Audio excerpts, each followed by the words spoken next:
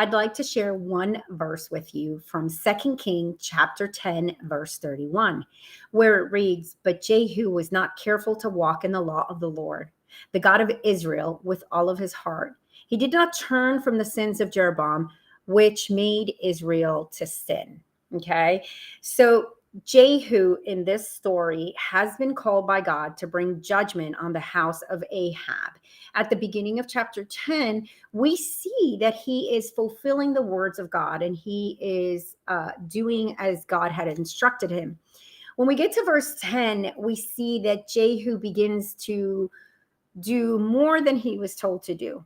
And so he goes a little further and slaughters the relatives of Ahaziah, which God never told him to do.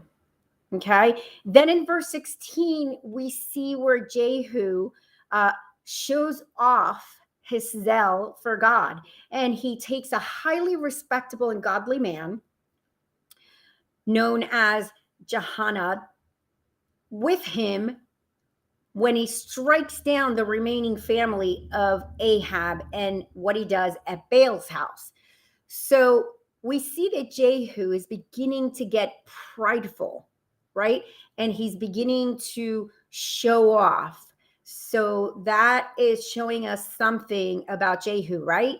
Well, there's even more. As we go further down into chapter 10, around verse 29, we see that Jehu is not removing the idolatry right from his own land.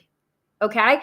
So he removed evil, right? Which brought him respect and is what the words of the Lord had asked him to do.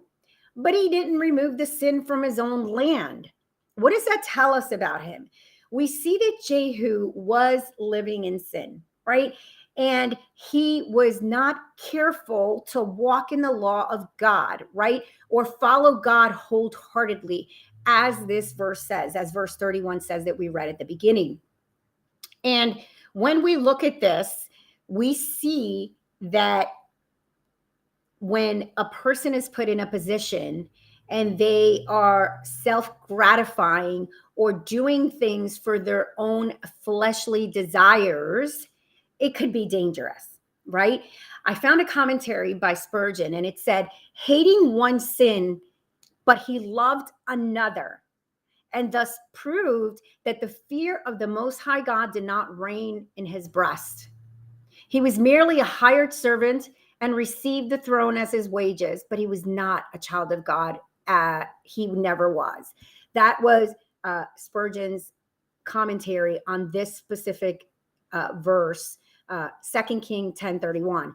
And so we see that he eliminates one sin, but he keeps another. Okay. And that is a fine line that he was walking.